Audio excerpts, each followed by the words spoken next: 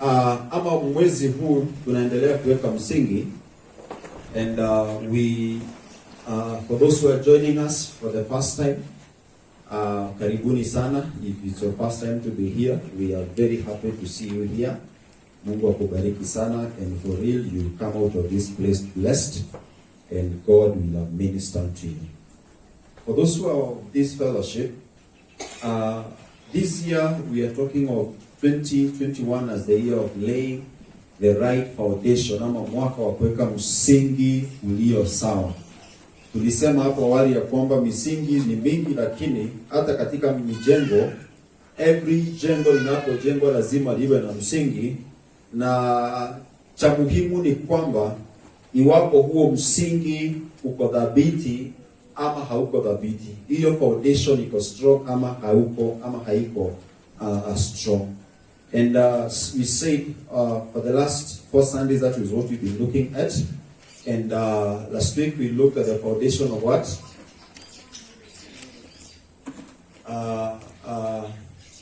What? The foundation of humility, ama msingi wa ile hali ya kunyenyekea. Kwa sababu Yesu alituonyesha ama alitupatia mfano mzuri sana wa jinsi ambavyo kama wa Kristo tunafaa kunyenyekea. Na siku ya leo nikasema ya kwamba we are going to look at another foundation ambayo Jesus Christ laid or he put, and that is the foundation of prayer and fasting. Okay, this is the foundation of prayer and also this fasting, because you may not have all the time for this month. Allow me to combine prayer and fasting. So Jesus is an example. You know, he didn't just tell us to do things ambazo wafanyi. You know, today we have so many leaders. Bwana Yesu asifiwe sana. Tuko na viongozi wengi sana leo ambao wanatuambia tufanye hivi, lakini wao hawafanyi hivi. Wanatuambia tukunywe maji, lakini wao wanafanya nini? Wanakunywa mvinyo. Ni kama wazazi wengine wale ambao wanaambia watoto wasivute hii, lakini wanavuta hiyo, ama wasikunywe hii, lakini wanafanya nini? Wanakunywa hiyo. Sio vizuri sana. So kama uone aje mtoto wafanye hivyo, hata wewe basi usifanye. Yesu naye alikuwa mfano mzuri, kwa sababu kile ambacho kimenakiliwa katika maandiko alikitoa yeye mwenyewe kama mfano. And so I want to remind us again that the strength, this is what I'm saying every Sunday, that the strength of any building, it is determined by its foundation. The strength, uzito, udhabiti, ile hali ya kusimama kwa jengo lolote lile kunategemea na msingi, na hivyo pia kusimama kwa mtu yeyote ule kunategemea na msingi ambao ameweka. Na tulisema hivyo the first Sunday of the month, wakati tulikuwa tunaweka msingi wa kile tutakuwa tunaongelea mwezi huu. And I said, even in terms of our relationships, the way we start inategemea sana. And now the way we start is now what we are calling the foundation.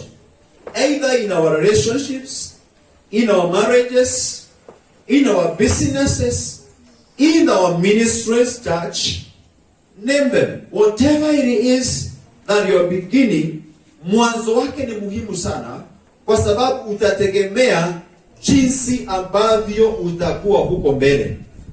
And also, you know, mwanzo wa jambo ni muhimu sana. So it is good to start something with the right gear, with the right momentum. I'm reminded of ndege wakati zinapaa juu, you know, ndege, the aeroplane, si ndege mnyama. Wakati ndege anapaa juu, anaanza, okay, of course the engine runs, ina run for some time. When it's now ready, unakuta inaweza songa kutoka mahali kama hapa karibu mpaka kwa barabara kule, you know, or just somewhere close to the barabara, ikiwa inajaribu kuchukua momentum. Diposo wakati itainuka tu inchi moja chini, itaweza kupaa vizuri mpaka ifike juu mahali ambapo sasa it can be now is inaweza kuwa stable iende vizuri kule juu. But if it does not start with a good momentum, huenda inaweza kuwa na challenges even to raise above the ground. Praise the name of Jesus. And so it is also to our lives today. And we are looking at 2021 as the year that we are hopeful. Every one of us is hopeful for the year. But then it's good to know how are we beginning this. And for the sake of the foundations already ambazo zimejengwa, there is still hope that our foundation ambayo imejengwa kama si nzuri, kuna vile ambavyo inaweza ikaangushwa na tujenge kitu kilicho kizuri. So I want to speak about prayer. Just in case you're there and you began without prayer, it is still possible that you can get back to God and pray, and God can bring you back on board or back on the line, na uweze kutenda mambo kulingana vile ambavyo Mungu anakusudia. Praise the name of Jesus. Prayer is talking to God, we know that. And fasting is when we deny ourselves food for the sake of God. And someone else is saying fasting is hungering for God.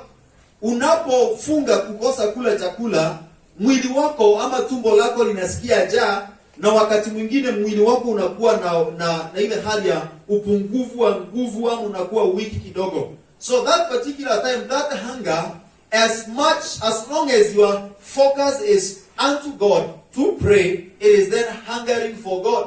This time, you're not hungering for food, but you're hungering for God. Na hakuna kitu kizuri, watu wa Mungu, sikizeni vizuri. Hakuna kitu kizuri kama kutamani Mungu. Watu wengi utamani vitu vingi sana katika ulimwengu huu, na si baya, iko tu sawa. Lakini cha muhimu zaidi na kizuri zaidi cha kutamani, afadhali kutamani Mungu, ambaye ukishamtamani umshibe na umfurahishe, ataachilia kile kingine ambacho ni tamaa ya moyo wako. The Bible says in Matthew chapter 6 and verse 33, first seek the kingdom of God and its righteousness. Basically, tunaposema ama Biblia inaposema ni kutafuta Mungu na ufalme na haki yake, ni kumtafuta Mungu. Because hiyo haki inapatikana kwa nani? Kwake Mungu. So ukishampata huyu Mungu, umshibe, kisha na yeye anafanya nini? Anaachilia, anasupply kile ambacho ni hoja yako, kile ambacho unataka. So ni hivi nasema, tutamani Mungu zaidi kuliko vitu vyovyote vile. Kazi ni muhimu. Bwana asifiwe sana. Ni vizuri kuomba Mungu akupe kazi. Ni vizuri kuomba Mungu akupatie biashara nzuri. Na ni vizuri kuomba Mungu akupatie one or two things, those that are your heart desire. But over above everything, ni vizuri kuomba Mungu, kumwambia Mungu, ninakutamani zaidi. Ninakutamani, nipe neema ya kutafuta zaidi. Nipe neema ya kuomba. Nipe neema ya kufunga. Kwa sababu it is in that place of prayer and fasting when you can encounter God easily. Actually, in the place of prayer and fasting, it is easier to hear God than when your stomach is full.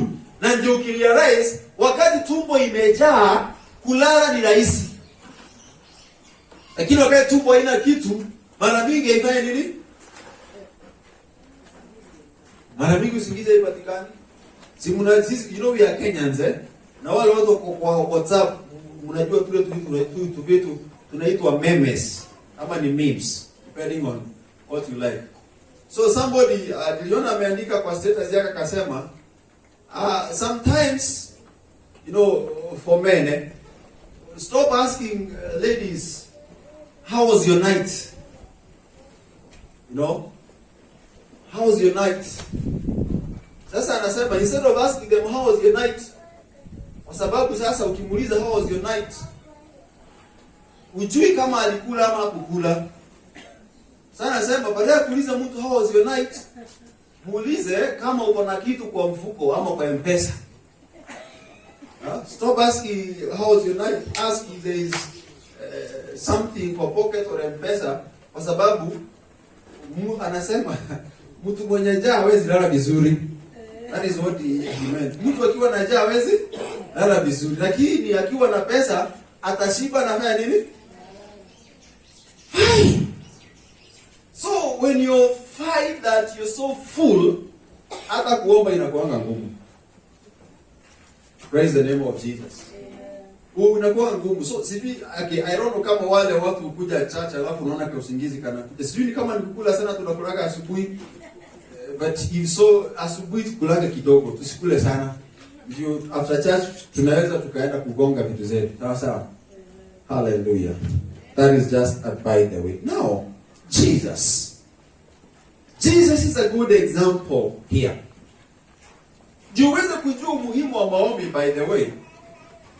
Ukisoma Biblia, this is not our main text, but let's just read it. Luke chapter 11, and from verse 1. Jesus is a man of prayer.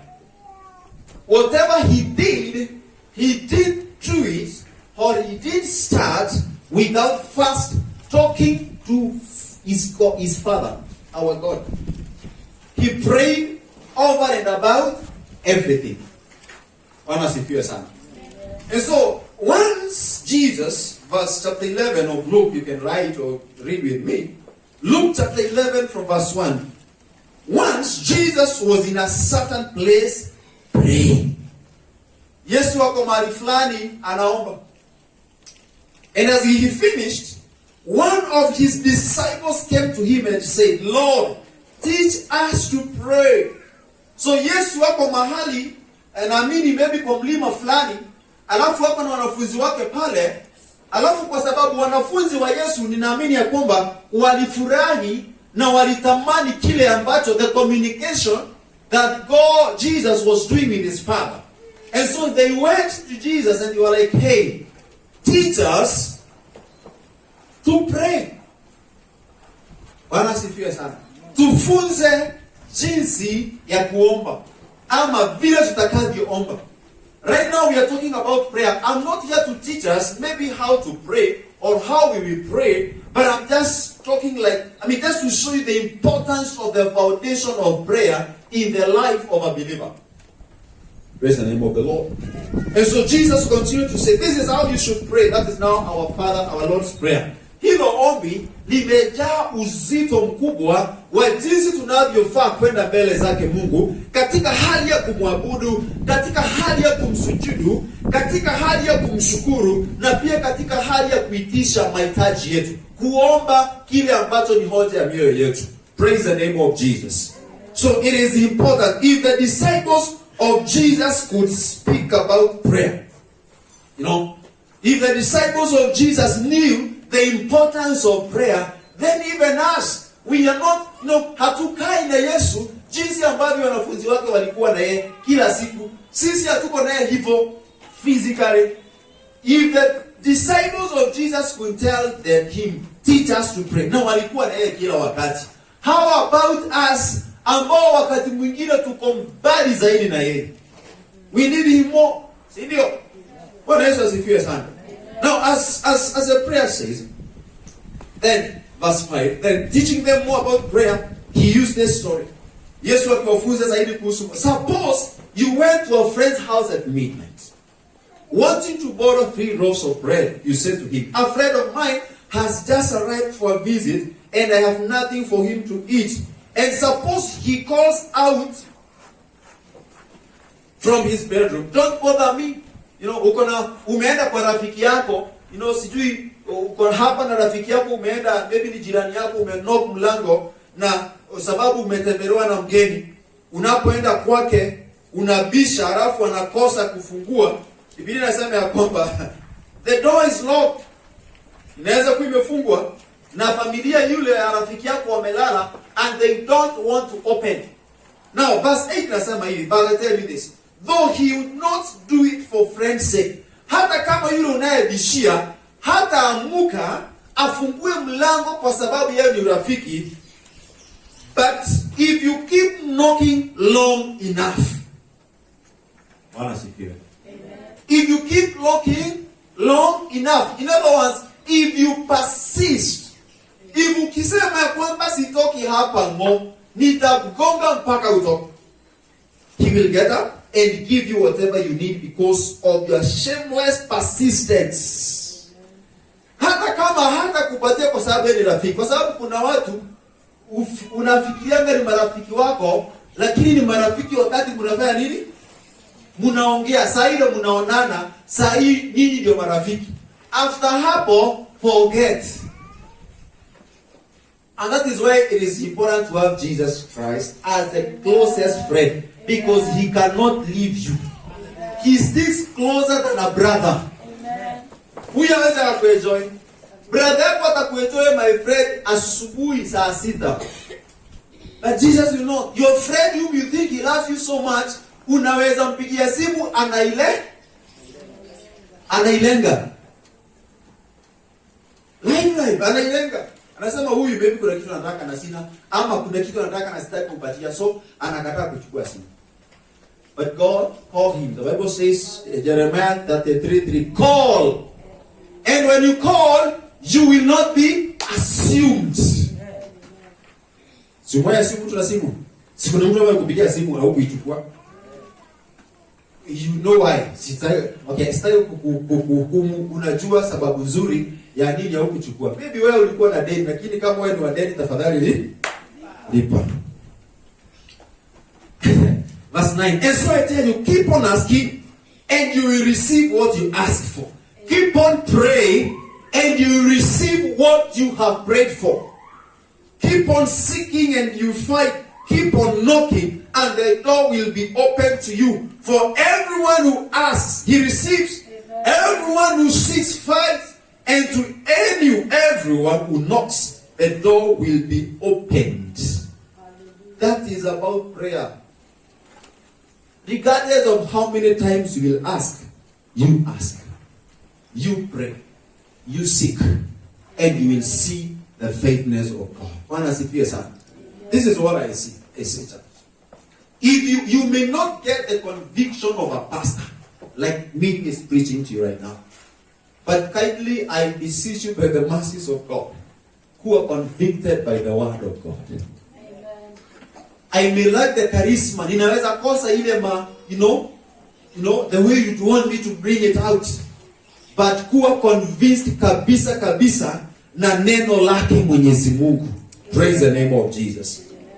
Now, Luke chapter 3, let's get back, nyuma kidogo, chapter 3.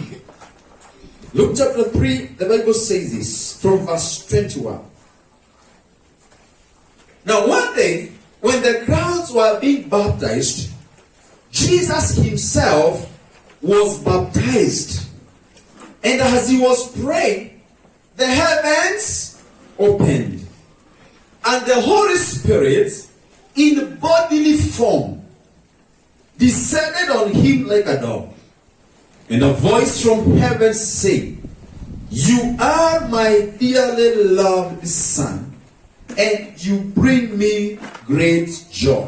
Praise the name of Jesus. Amen. Look at that. Luke 3:21. One day, this is what the Bible says.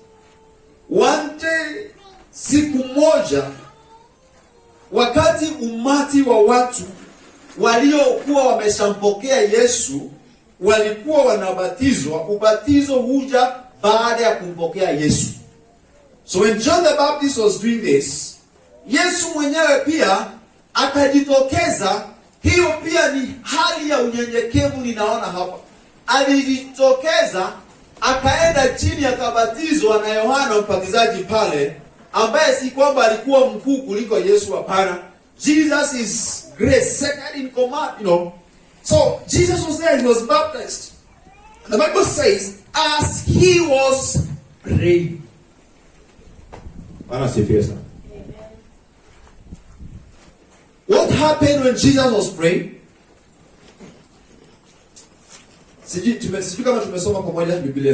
What happened when Jesus was praying? The Bible says, the heavens opened up for him. Yesu ameshabatizwa. Baada ya kubatizwa, hakutoka halafu akaanza kwenda huduma ama wherever katika shughuli zingine, hapana. The moment Jesus was baptized, the Bible says, the scripture says, he then began to pray. And as he was praying, the Holy Spirit came upon him. Kuna mambo mawili nataka tuweze kuangalia hapa.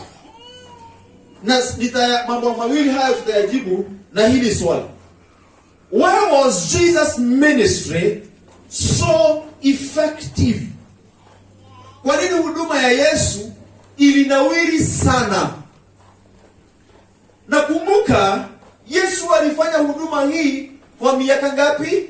3. Active full-time ministry, if I can use that word. 3 good years. And the ministry was so effective. It was widespread. It was powerful. There's no prayer that Jesus prayed that didn't work. Why was Jesus' ministry so effective? Kwa nini ilikuwa nzuri hivyo? Now, 2 things, and I'm going to break them into, few points. Number 1 reason why Jesus' ministry was so effective, it was because Jesus was a man of prayer. Hallelujah. Jesus was a man of prayer. Jesus was a man of prayer.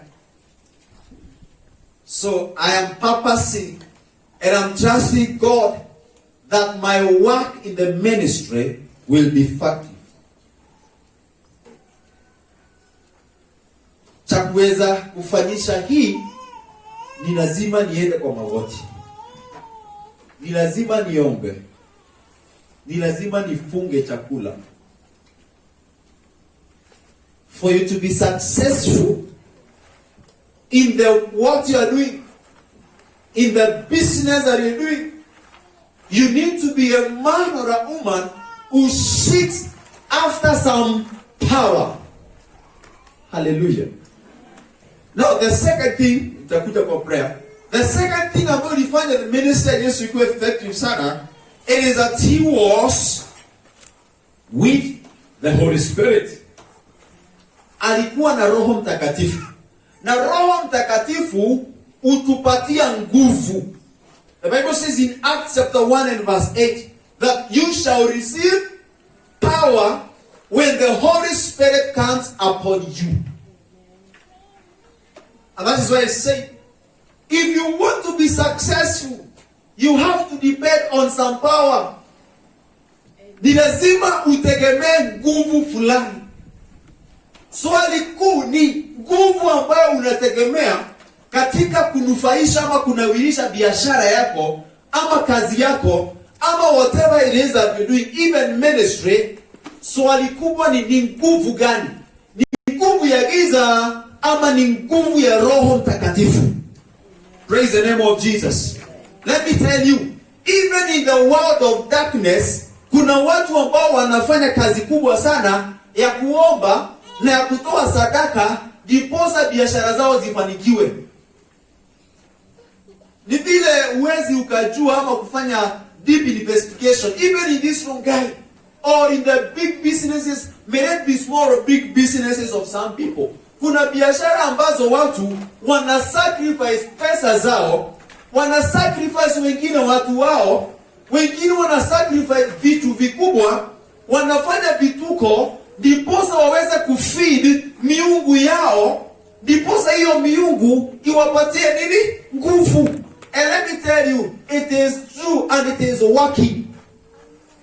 Those people who look for powers from the dark world, those powers are working for them. You believe it or not.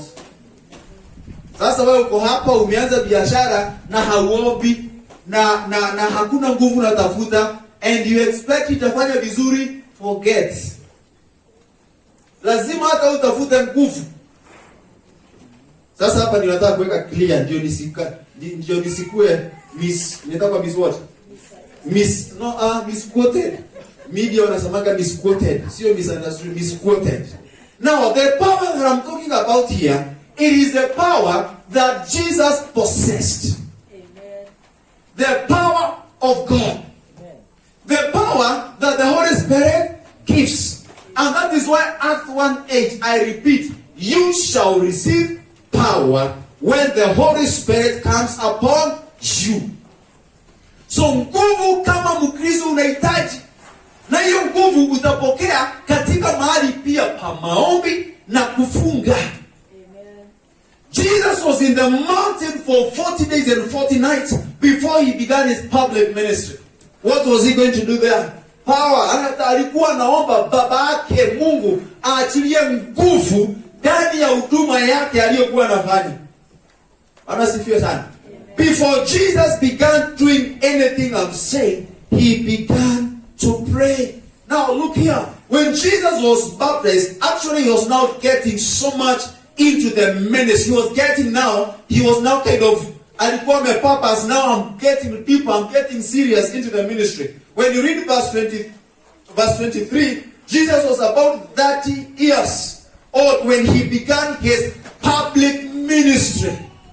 Hapo ndio alikuwa amebatizwa, sasa ameanza kuchukua njia ndiposa aweze kwenda katika maombi ama katika huduma. So the moment he was baptized, he began to pray. Praise the name of Jesus. He began to pray. So ministries will be effective for those two reasons, which we are going to talk about them in the next few minutes again. He was a man of prayer and he was full of the Holy Spirit.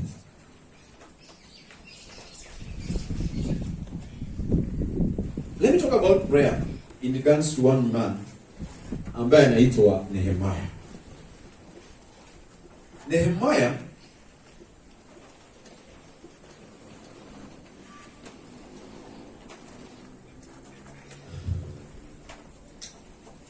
Nehemiah alikuwa katika mji unaitwa Susa.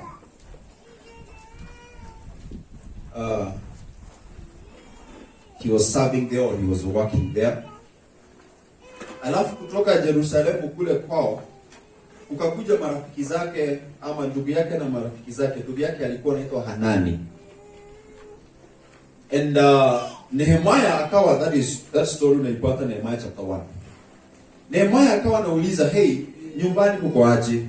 See, just like when you meet your friend, like now if your brother ama mtu wa village nyumbani mkikutana na Nairobi town ama mahali popote, swali la kwanza baada ya salamu ni nyumbani kuko aje? Wazazi wangu wako aje?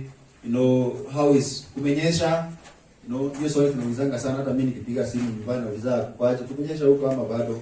You just need to know how things are going on. But then the report ambayo this man anaitwa Nehemiah alipokea, it was not a very good report. Actually, the report prompted Nehemiah to pray and to fast. Chapter 1 and from verse 2. Hanani, one of my brothers, came to visit me with some other men who had just arrived from Judah. I asked them about the Jews who had returned there from captivity and about how things were going on in Jerusalem. Now he said, verse 3, things are not going well for those who returned to the province of Judah. They are in great trouble and disgrace. The wall of Jerusalem has been torn down, and the gates have been destroyed by fire. Verse 4. When I heard this, I sat down and wept. Nehemiah wakati amesikia kule nyumbani vitu haziko tu sawa, anasikia sana. When he heard things were not right, hakusema Mungu asaidie tu, Mungu asaidie watajenga tu. Hakusema Mungu asaidie watafanya nini? Watajenga, ama kwa nini hawawezi ama huko? Mama si waende hapo, kuna misitu karibu hapo, watafute namna ya kushughulika. Nehemiah hakufanya hivyo. Verse 5. Then I said, okay, when I heard about this, I sat down and, in fact, for days, I mourned, fasted, and prayed to the God of heaven. Amesikia nyumbani vitu si sawa, watu wakai, hakuna amani huko. As a matter of fact, ukuta umeangushwa, kwa hivyo kuna hatari ya maadui kufanya nini? Kuingia na kuharibu kile kilicho chao kule. So akafanya hivi, mahali yako kule tu Susa, kwa ile mfalme alikuwa anaitwa Taxas, akiwa tu pale akaamua nao I'm far from my home. Look at this church. Look. I'm far from home. What can I do? Sina chopa ya kusema nitoke hapa mpaka nyumbani mbio. Sina connection ya security officers waende wakalinde watu wetu. What am I going to do? The Bible says, the day I heard that, in fact for days, kwa siku kadhaa, I mourned, niliomboleza, na kuomboleza kwake hakukuwa kwa kulia. I fasted and prayed to the God of heaven. Hiyo ilikuwa ni jibu tosha la kurejesha amani kule nyumbani. Huu ulikuwa ni mwanzo wa Mungu kuleta hekima ya ni nini ambacho Nehemia angefanya next. And then I said, "Oh Lord, God of heaven, the great and awesome God who keeps his covenant of unfailing love with those who love him and obey his commands. Listen to my prayer. Look down and see me praying night and day for your people Israel. I confess that we have sinned against you. Yes, even my own family and I have sinned. We have sinned terribly by not obeying the commands, decrees, and regulations that you gave us through your servant Moses. Please remember what you told your servant Moses. If you are unfaithful to me, I will scatter you among the nations. But if you return to me and obey my commands and live by them, then if you are exiled to the ends of the earth, I will bring you back to the place I have chosen for my name to be honored. The people you rescued by your great power and strong hand are your servants." Verse 11. "Oh Lord, please hear my prayer. Listen to the prayers of those of us who delight in honoring you. Please grant me success today by making the king favorable to me. Put it into his heart to be kind to me." Praise the name of God. Hilo ilikuwa ni ombi kali sana. So this man, this is the point. He decided, because things are not moving right, I am going to pray and I am going to fast until I see God do something. How? Let me ask you, church. How or what is your response when disaster strikes? Wakati mambo imekuwa ngumu, wewe unarespondingi aje?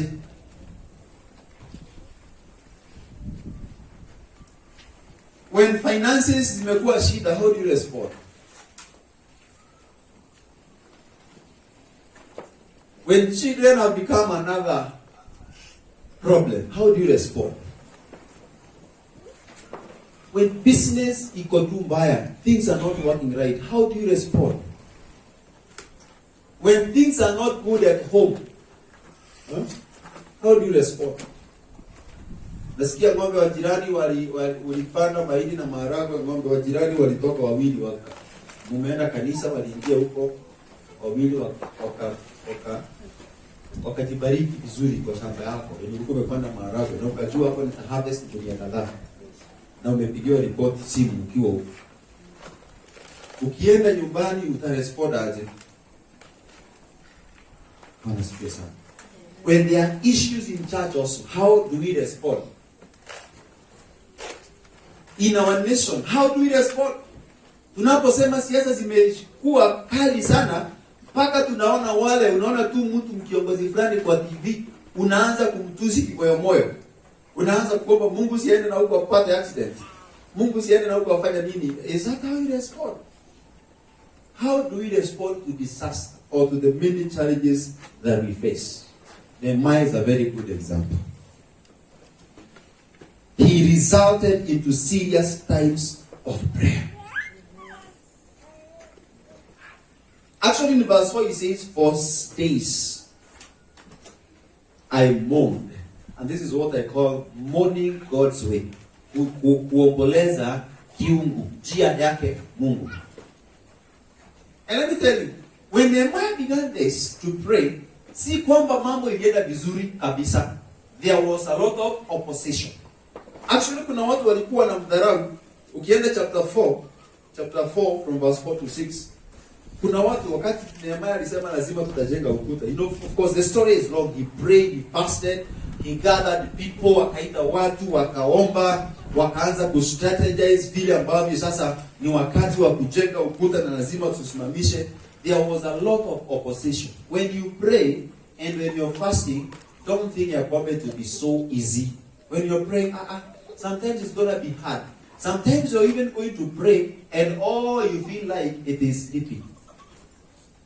Kuna mtu ambaye sikia kulala.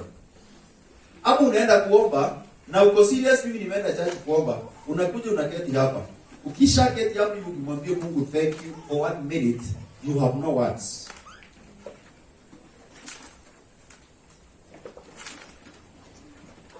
Don't quit. Don't quit. Usirudi nyumbani kwa sababu umekosa maneno. Hapana. Kaa hapa. Ngojea Mungu hapa. It's when you're knocking. You don't knock. Ukikosa kufunguliwa alafu unafanya nini? Unaenda mara ya kwanza. You persist. The Bible says in Luke chapter 11. Unagonga ya pili, ya tatu, unakaa tu hapo. Wait until you see. Now there are battles, there are opposition, there are battles in the place of prayer. And unless you know that I have to pray, things have to move. I have to cause things to move by the determination of my seasons and times of prayer. Let me give you a few quotes of some people who made some quotes. One of them is a very old man we know. Apostle Imani of our nation. Okay. He says, I think I've repeated this before here. Prayer is work that works. Maombi ni kazi inayofanya kazi.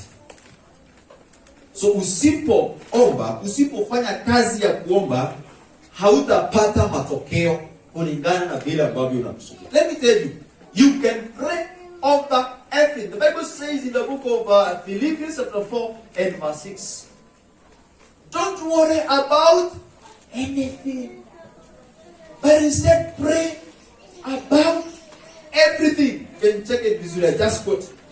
Usijisumbue kwa vyovyote, but instead pray about everything. Everything, and I mean everything. Pray about it. So lazima tufanye kazi. Let's not be. Now look at this. Does a lazy person work? No, this one you can answer. Does a lazy person work? When there is work. You know, unaweza kuwa maybe kazi haiko, so you're waiting for the work. But kazi iko pale and you can see iko ya kufanywa, and if you don't work, you then are a lazy person. And lazy people don't work. And lazy people don't earn. And lazy people, if they are told they earn very little out of the little work they have done. So if you want to earn more, you work harder. Kanisa tuko pamoja. Ukitaka kupata pesa, fanya kazi vizuri na kwa bidii. And so as the servant of God said, prayer is one that works, we then have to pray. And this one, we tell God, help me to pray. Another man said that the greatest thing anyone can do for God or man is pray. Kama kuna kitu kikubwa, wanasifiwe sana. The greatest thing anyone can, these are not scriptures, these are just quotes by some people. The greatest thing anyone can do for God or for man, it is to pray. When you pray to God, you're talking to God. Now, when I read this, I asked myself, I know and I'm sure I pray, and please don't answer this. I know and I'm very sure that I pray for you people. So what I left asking myself, are there some people who are committed to pray for me as I'm committed to pray for you? Kindly keep that answer to yourself. But the greatest thing that you can ever do to God and to me and to your neighbor, it is to pray. It is not even to give them money. No. It is to pray. And as you're praying for them, there are channels that God will be opening, and those channels will be flowing into them. Another one said, prayer is where the action is.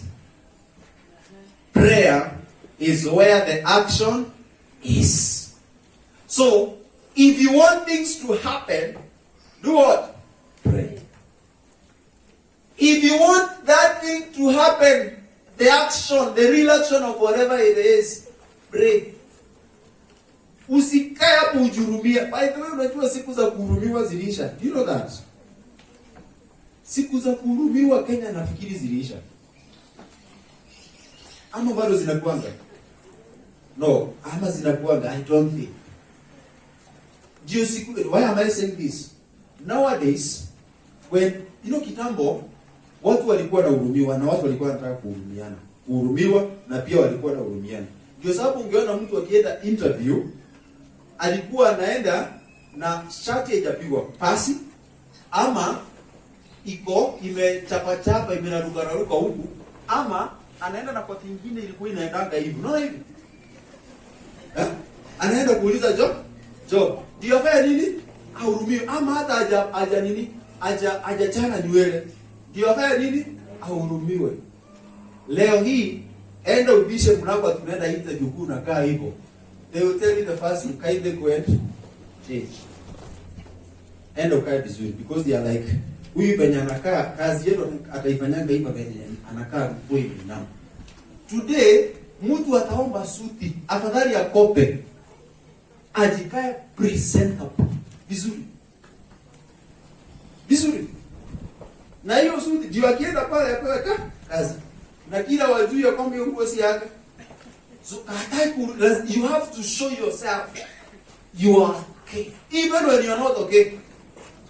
So stop staying there. Ukae hapo uhurumiwe. Do the necessary thing. Do something, yes. And this thing we want to do is to pray, and things will move. So prayer is where the action is. Bwana sifiwe sana. This one is another one. Satan does not care how many people read about prayer. I think I've always been telling this. Shetani ajali ni watu wangapi wanasoma kuhusu maombi. If only he can keep them from praying. He doesn't care. Unaweza ongea kuhusu maombi.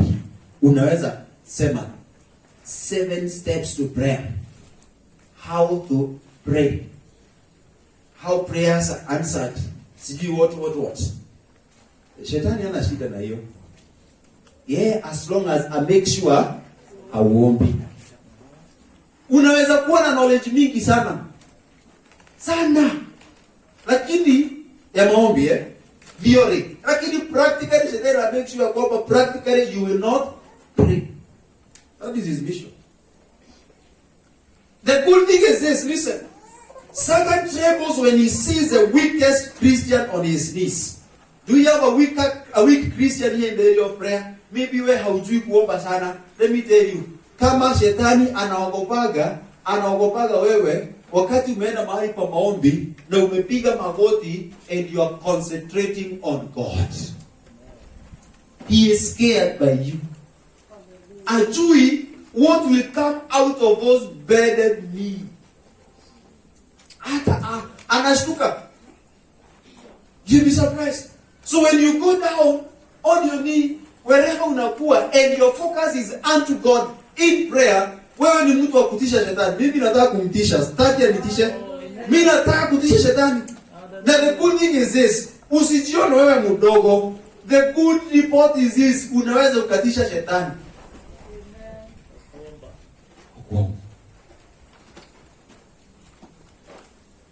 Second last. I see our time is really running now. This one said, I would rather, huyu aliweka umuhimu wa maombi kabisa. I would rather teach one man to pray than 10 men to preach. I would rather teach one man to pray. Afadhali nifunze nipeleke njia, mtu mmoja tu vile ama jinsi ya kuomba, kuliko nifunze watu 10 vile watakuhubiri. I don't know why you say this, but it is very true. We have so many people. Look even in our politics today. Unakuta wameenda kanisani na wametusomea ma scriptures. And these people know scriptures. Sometimes wanasoma mpaka nasema hiyo sijui. Na zinakuanga hapa. Asimumana amjana hivyo. The politicians, they know scriptures. Na wanazitaja hata wale ambao unajua unafikiria wanae kanisa. They know all scriptures. Kama hiyo sio preaching ni nini? Just you read a scripture. Na wanaipreach like moja mbili. That is preaching. But how many have you seen pray? How many have you seen them pray? Huko kwa vituko hizo zao. Very few. If at all they are there. In the universities that we have, there are colleges, universities ambazo ni lazima wasome one topic ya biblical, Bible, something related to the Bible. And the teachers, the lecturers ambao wanafunza, they know the scriptures. They know, but they don't have the God factor inside of it. Prayer will cause that. Now, the last one is this. We have to pray with our eyes on God. Look here. We have to pray with our eyes on God, not on the difficulties. Not on our difficulties. Ni lazima tuombe tukiwa macho yetu tumeielekeza kwake Mungu. Bwana asifiwe sana. The only challenge that we have is this. Is a problem that imekusukuma tu kabisa. And when you are praying, maybe it's school fees, maybe it's house rent, maybe it's kadeni, kanafaa kulipo. And then when you're praying, yes, we started with God. In the beginning, unakumbuka, so. Maybe you're in the house, you're praying. Umezama, ukisikia mlango imeguzwa na hata sio kwako ni kwa jirani. Unaacha kuomba, unafikiria umekujia. Hiyo ni ladro baby ama mwedeni wako amekujia, or you're in the process of praying and somehow you remember something in a disconnect maombi yako kabisa. When you are praying, let's forget about our difficulties and focus on God. Bwana asifiwe sana. Jesus fasted for 40 days, I think I say this. And this was a very solid foundation that he laid for us. Bwana asifiwe sana. A very, very solid foundation that Jesus put for us. Now, I will not want to continue further.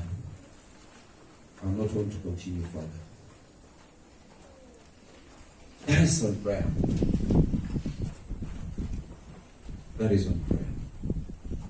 Next week, we will look at fasting. I thought tutapata nafasi ya kuweza kuzungumza zote pamoja, but I'll continue from there next week. And practically, Jesus prayed. Na nimekuwa nikisema hivyo wapendwa. When we are going to pray, let's concentrate on God. Let's not just go there and feel the bottle. Ile hali mimi sisikii kuomba. Unafaa kama kuna wakati mzuri ambao usikii kuomba ni huo. Unaona wakati unasikia usikii kuomba, that is the best time for you to pray.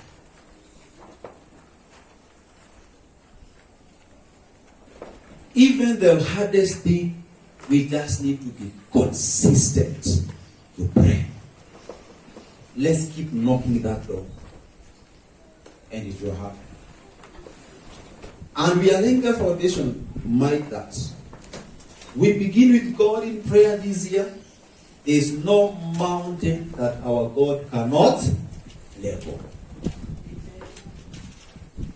That mountain, maybe it's marriage, business, children, name them. There's no mountain that our God cannot level. There are so many mountains ahead of me. Umoyenda Gong Hills. Anasemanga zinapanga milima ngapi? Sipini 7 ama ni ngapi? You know, when you're far, actually, practically I've been there, I think twice or 3 times. When uko kabla ufike kwa hizo milima, you look at them, zinakanga steep, zinakanga ngumu kupanda.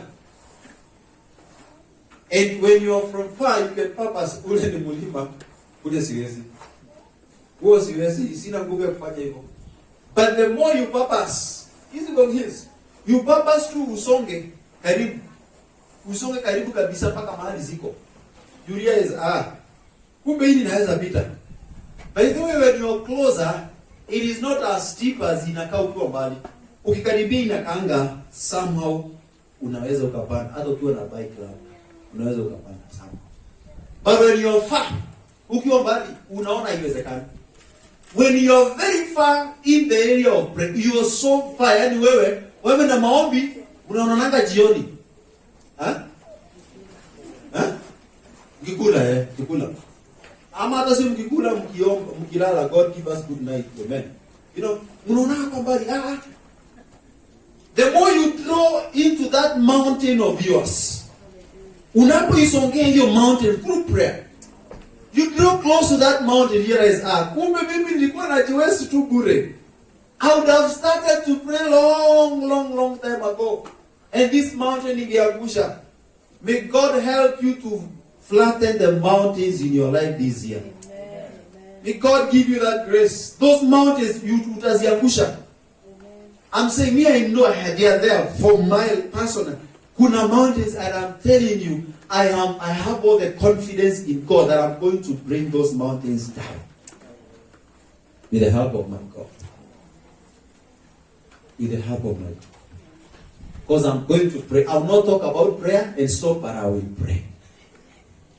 I want you to bow down your head and tell God something. Respond to what you heard. Mwambie Mungu, nafikiri mimi sijakuwa nikiomba. Ama kama umekuwa ukimwambia Mungu, naomba unipe nguvu zaidi. I want to do it. I want to get to a higher level. Nataka kwenda gia ingine ya maombi. Nimekuwa tu kama ni asubuhi mimi ninaamkaga tu hivyo, ninaenda tu, ninaamka tu, and I don't even take time to pray, not even a minute or 2 or 3 or 5. I just wake, ninakumbukaga sikuomba nikiwa njiani ama nikiwa wapi, nasema asante. Na hata nikiwa mahali naenda siombi. Mwambie Mungu, hii mwaka naomba msingi ulioweka Yesu, msingi ulioweka wa maombi, na ukao unaomba usiku na mchana kabla ufanye chochote kile ukaomba. Mfano mzuri Yesu anatupatia, wakati alibatizwa alijawa na Roho Mtakatifu, na hata hivyo akaendelea kuomba. Let's just tell God, give me the grace to pray in Jesus name. Hallelujah. Father, in the name of Jesus, we thank you. We give all the praise, oh God. We give all the glory, our Father. We give all the adoration to you, mighty and everlasting King. In the mighty name of Jesus. You have taught us on prayer. This is my prayer, oh God, that we're going to release the grace to pray upon every one of us who has listened to this message today. You call us your children, and we are before you, our Father. And I pray in the name of Jesus that you're going to help us indeed to pray. Many other times that we talk about prayer, wakati mwingine tunapoongea kuhusu mambo ya taifa, tutasema, tuombee taifa letu. Swali kubwa ni je, tunaiombea ama hapa? Ili Mungu amani, naomba ya kwamba ukatusaidie. Kila mmoja wetu tuko na jukumu tena kubwa na kuweza kusimama katika mwanya na kuombea taifa letu, na kuombea jamii zetu, na kuombea kanisa lako, na kuombea wengine katika jina la Yesu. Tupe neema na msaada in the name of Jesus. Lord God Almighty, I pray that you're also going to release your Holy Spirit in the name of Jesus Christ, Son of the living God. It is in the place of prayer where the reduction is. And we are praying in the name of Jesus. They are going to help us to pray. They are going to help us to get a little bit serious. Sometimes we have not shown the seriousness the prayer needs. Sometimes in the place of prayer, our minds are so far away. Mawazo yetu inakuwa mbali sana. Wakati mwingine tunakuwa na shughuli hata wakati wa maombi. Bwana tusamehe. Lord, forgive us. Forgive us. And may you put the right spirit within us, that we are going to purpose, we will pray. In the name of Jesus. We give you all the glory. We give all the praise. May your Holy Spirit come down upon everyone here and push us into prayer. The enemy is never happy when he sees us pray, even when we are on our knees to pray. But God, I pray for more grace upon every one of us. I give you praise and I give you honor.